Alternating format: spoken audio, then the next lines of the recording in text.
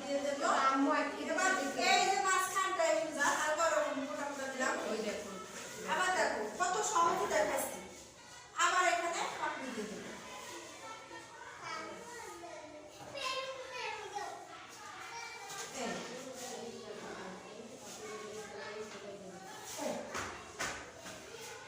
এই পাপড়ি দেওয়ার পরে এই যে ফাঁকা জায়গা এখানে আবার চিহ্ন দিয়ে দিলাম, এখানে আবার পাপড়ি দিয়ে দেবো।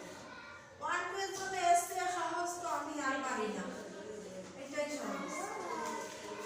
এবার এই ফাঁকা দুই জায়গায় আবার পাপড়ি দিয়ে দেবো। একদম সহজ, একবার প্র্যাকটিস করো ফেলে যাবে না। এইবার এই ফাঁকা জায়গায় আবার ছোট করে দিতে পারবে।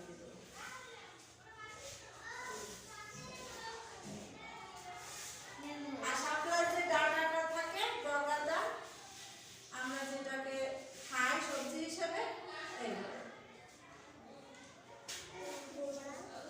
এখানে পানি দিয়ে দেবো, পানি দিয়ে দেবো। এখানে একটা কলি দিয়ে দেবো।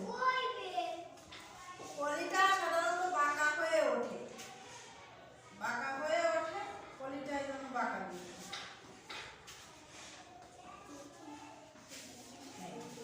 আর এখানে একটা পাপড়ি কি বলে এটাকে, ফান বলে, এখানে একটা সেই ফান দিয়ে দেবো।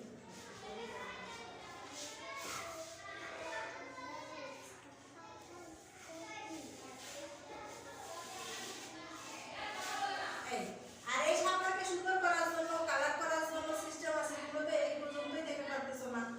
সেই ক্ষেত্রে হচ্ছে এই অর্ধেক অর্ধেক নিয়ে, যে আমরা যে সাদা শাপলা যেটা খাই তার অর্ধেক হচ্ছে গাঢ় কালার, অর্ধেক হচ্ছে হালকা কালার, আর তলের পিঠে হচ্ছে একটু কেমন কেমন সবুজ সবুজ, উপরে হচ্ছে সাদা।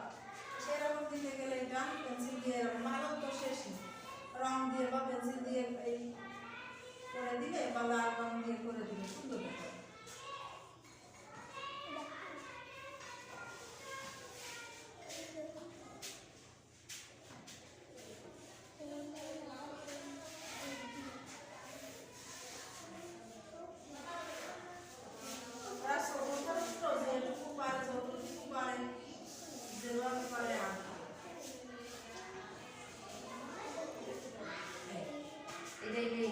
আবার দেখছো?